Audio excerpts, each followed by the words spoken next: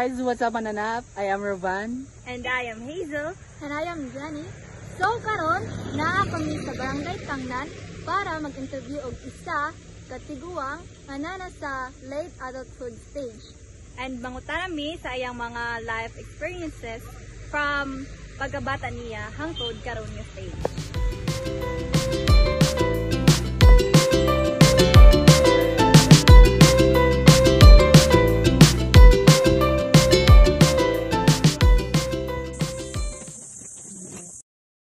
Hi Nay, mayong hapon. Salamat sa pag-welcome namo diri sa inyo. Mayong hapon sad. Ako di ay si Jenny Nay from Crystal E College. Pwede ba namo na mahibaw-an imuhang pangan ug edad? Celestina Estoque Pulver, age 79. Sa pila ka dekada nimo diri sa kalibutan Nay, pwede ba nimo mapaambit ang imong mga kasinatian sa kinabuhi sukad sa imong pagkadalaga hangtod sa nagninyo na ka? Daghan kay mga kasinatian kanang panarbaho, nga antod naminyo, nakaanak mig isa, gikuha ra pod pag abot og 6 years. Hantod karon ingon ani ang among kinabuhi. Kung ikumpara nimo imong kaugalingon sa pagkabata ug sa karon nga hingkod na kanay, kamusta man? Unsa imong kuan? Lahi ra ang kinabuhi sa bata, baliwa mo kanang ay happy lang kanunay. Pero bisag hingabot ko ingon aning pangidaro na happy lang gihapon. Just to be happy.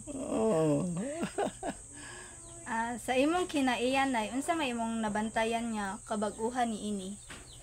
Sa kinaiyan ako? May kausaban man gyud kay tungod sa pangidaro na to. Doon na man gyud kausaban.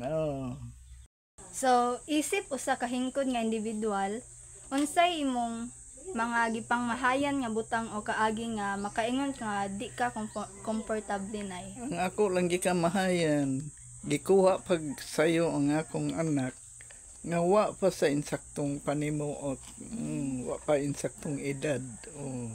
Ang ngayon pag yun unta siya nga mo lahotay pag yun unta hantod karon.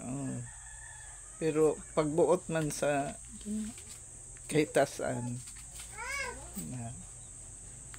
So last nga pangutana Nay, unsa may imong maikatambag o sa mga kabatan-unan karon? Ang ikatambag nato sa kabatan-unan karon nga kinahanglan magmatngon sila sa ilang pagpanglihok-lihok o sa ilang pagpanghuna-huna. Dili nila abusahan ang ilang mga ang lihok nila nga pinatugaras. Dili nila buhaton nga kumo mauna makuha na sila. Dili ibutang yun nila sa punto ang ilang kuan kay lahi na beya karon og sa una. So mura kadto Nay kanang daghan kayong salamat sa imong panahon nga imong gihatag kanamo para ma-interview ka. So daghan po kayong salamat sa imong pag-share sa imong mga experience sa una nga og sa labi na sa mga tambag nimo sa mga umaabot nga kabatan-unan. Daghan kayong salamat. Sige day.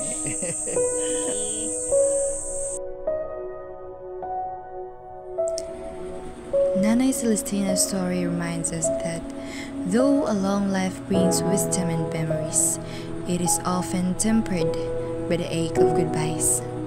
May we cherish every moment, honor every love, and find strength in the memories that remain.